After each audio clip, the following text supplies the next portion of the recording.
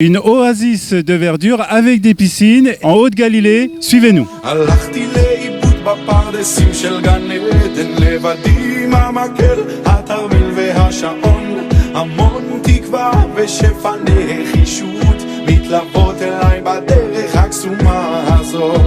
Daniel Wetzman, on se trouve à Khurshad-Tal. D'abord, comment on fait pour arriver ici? C'est très très simple. Il faut arriver presque au coin le plus au nord du pays. On est tout à côté de Kiryat Shmona. Donc on se trouve au fond du doigt du haut de la Galilée. La route 90 qui est très très connue en Israël, qui est en fait cette route qui traverse le pays du nord au sud, vous amènera très très facilement ici. Alors on se trouve dans un parc qui appartient aux parcs nationaux israéliens? C'est ça, nous sommes ici dans un parc national, et je dis bien un parc national à l'inverse d'une réserve naturelle. Seulement une petite partie de ce parc est une réserve naturelle, mais la plupart c'est un parc national qui est fermé et entretenu par l'organisation en fait, des parcs nationaux d'Israël. Alors ça a l'air très grand, la superficie à peu près? C'est un peu plus de 150 dunams, ce qu'on appelle, si je me rappelle bien mes chiffres en français, dans les 15 hectares. Alors, qu'est-ce qu'on peut trouver ici à Khurshad-Tal? Alors Khurshad-Tal, en fait, c'est une possibilité de passer du temps avec ses enfants ou en famille, possibilité de faire un camping, apporter sa propre tente, se poser, faire des barbecues. Vous pouvez voir que derrière nous, il y a une piscine d'eau naturelle. Alors, ce qu'il y a d'intéressant aussi, qu'on n'a pas vu partout, c'est un maître nageur. C'est-à-dire qu'il y a quelqu'un qui surveille les enfants. La grande idée, c'est ça, c'est de pouvoir venir et de pas réfléchir trop à la sécurité, vu qu'on a un maître nageur qui fait en sorte que les enfants soient sûrs et que s'il y a un problème, on puisse arranger le problème, bien sûr. Cette eau, elle vient d'où? Il faut savoir qu'à la base, il y avait des sources naturelles qui remplissaient cette région. Et vu qu'on a un pays avec énormément de problèmes d'eau, toutes ces sources naturelles se sont éteintes en fait, dans les années 70 du siècle dernier. Et en fait, c'est un dérivé d'une des 3 grandes rivières d'Israël qui s'appelle Nahal Dan, qui est une rivière qui sort des sources du bas du grand mont du Hermon et en fait qui remplit cette grande rivière de Dan. Et en fait, ils prennent l'eau de Dan et ils la font couler naturellement ici, remplit la piscine et de la piscine, bien sûr, ça continue pour retrouver le Jourdain. Parce qu'elle n'est pas très très chaude, si elle vient du Hermon, cette eau est un peu froide quand même. Alors, on est en été quand même, elle est pas très fraîche, enfin, mais par rapport à l'extérieur, oui, si on met la main dedans, on est content d'y être. Quel est l'avantage principal de ce parc? Pour ceux qui aiment le camping et la possibilité de se relaxer en famille, ça donne cette possibilité en premier. Avoir la piscine à côté et le camping. Et deuxièmement, on est dans un centre de visite très très important autour de nous. Quand bien sûr on a le Golan, on a le Mont Hermon, on a la Haute-Galilée qui nous entoure un petit peu et bien sûr ce qu'on appelle la vallée de Choula qui permet d'avoir énormément d'attractions. Donc pas obligé de rester ici, on peut venir dormir ici et faire ce qu'on appelle un tour étoile, à courir tous les jours et faire autre chose.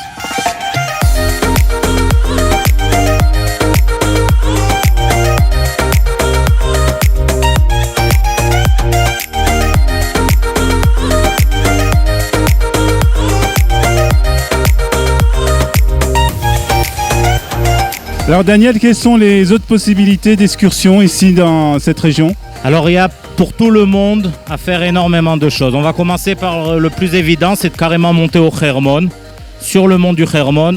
Même en été? Surtout en été.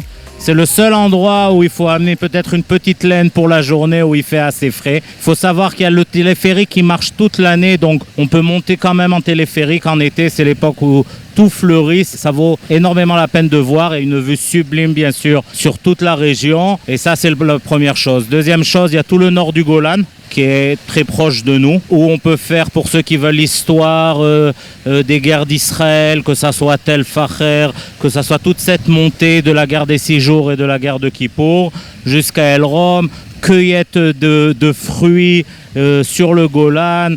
Donc vous avez El Rom, vous avez Marom Golan et Odem qui se trouve très proche d'ici, donc beaucoup de possibilités ici.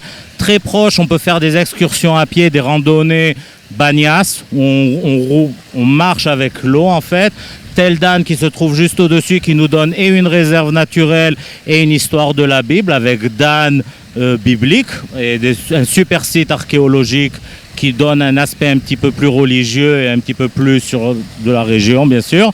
Et bien sûr, après, vous avez Khatzbani, qui est en fait une vraie marche dans l'eau, où on peut vraiment avoir l'impression en fait de faire une randonnée en pleine nature. Alors pour les personnes qui ont envie de faire peut-être des activités un peu plus extrêmes, est-ce qu'il y a des possibilités?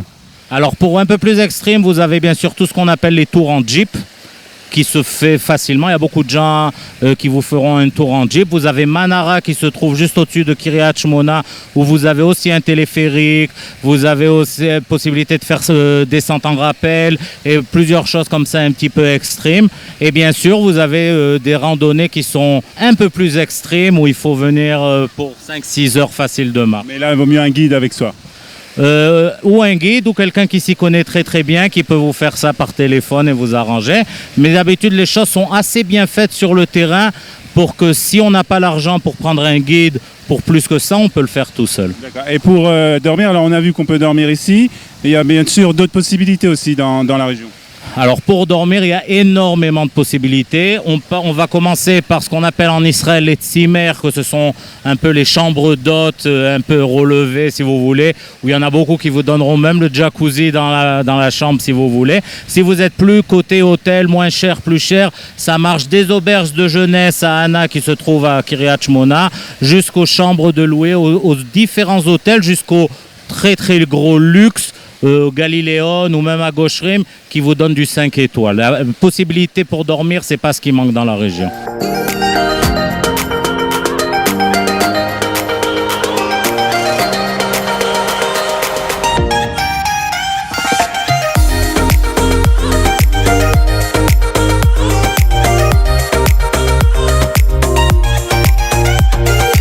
Alors hors antenne, tu m'as parlé d'une forêt de chênes un peu particulière ici. Une forêt, c'est peut-être un peu beaucoup à dire, mais c'est vrai que fait partie du site, il y a une réserve de chênes israéliens. Ok, c'est pas les chênes immenses qu'on a l'habitude en France, qui se trouvent ici, qui sont très très large et très très important. Quand il y a 30 ans, ils ont fait certaines constructions pour agrandir un petit peu les routes autour, ils ont dû en enlever quelques-uns de ces chênes, et on sait aujourd'hui qu'ils ont entre 200 et 400 ans, donc ils sont pas très très très très vieux, mais ils sont quand même très très grands. Ils sont très très grands, et ça c'est surtout grâce à l'humidité dans l'air et au fait que vous voyez qu'on a beaucoup d'eau autour de nous, donc ils peuvent grandir assez facilement, il leur manque rien. Alors on voit qu'il y a des numéros sur les chênes. Alors oui, quand même, sur beaucoup d'arbres, et surtout dans des sites comme ça, vous avez des numéros. Il faut savoir qu'en Israël, il y a une loi qui est assez unique à Israël, et c'est la loi des arbres. Il faut savoir qu'en Israël, ceux qui sont en charge de toutes les forêts, de tous les arbres, c'est le KKL. Il y en a beaucoup qui connaissent le KKL France, mais le KKL c'est un organisme juif international qui a été créé en 1901 par Herzl, justement pour la création de l'État. Et en 1948, en tant que décision, vu qu'il n'y avait plus rien à créer, l'État a été créé. À part des aides d'infrastructure, ils les ont mis en charge en fait sur toutes les forêts et tous les arbres. Il faut savoir qu'en Israël, on n'a pas le droit de couper d'arbres, même dans son jardin. Ça veut dire on peut avoir un très très grand PV pour avoir coupé son arbre dans son jardin sans avoir un permis. Il faut une autorisation, et d'habitude on va vous demander de payer la plantation de 2 à 4 arbres, ça dépend de l'arbre que vous en avez. Donc là les chênes sont recensés, c'est pour ça qu'il y a des numéros sur les chênes. Voilà, alors surtout sur des arbres qui sont assez uniques et qui ont un certain âge, et ça c'est dans tous ces sites, on va leur donner une carte d'identité en fait. Ça veut dire chez le KKL, il y a quelqu'un qui est en charge de tous les arbres au nord. Chaque site ils mettent des numéros sur tous les arbres, et en fait si maintenant il y en a qui sont malades ou il faut ranger, il y a un docteur des arbres même qui va venir pour justement guérir ces arbres et faire en sorte qu'ils puissent survivre encore très très longtemps.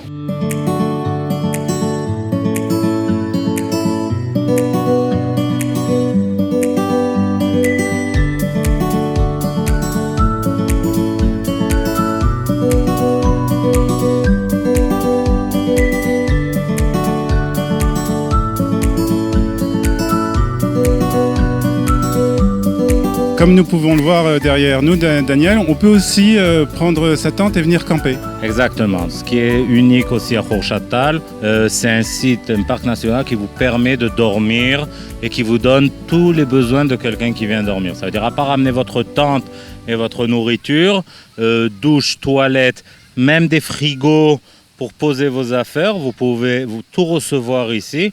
Donc c'est vraiment venir se trouver un joli arbre, poser sa tente en dessous. Vous avez des petites rivières qui passent entre les tentes. C'est super sympa et c'est unique. Alors là, il n'y a pas beaucoup de monde, mais en fin de semaine, c'est plutôt rempli. Alors, il faut savoir que ça, c'est le genre d'endroit où c'est pas une découverte. Tout Israélien connaît. Moi, personnellement, si vous venez et vous voulez tranquillité et vraiment vous sentir à l'aise, c'est venir ou le dimanche, lundi, mardi, ça veut dire en début de semaine, jusqu'à mercredi. À partir de jeudi, ça commence à se remplir et week-end, c'est toujours bondé vu que tout le monde est en vacances et tout le monde veut un petit morceau de ce paradis.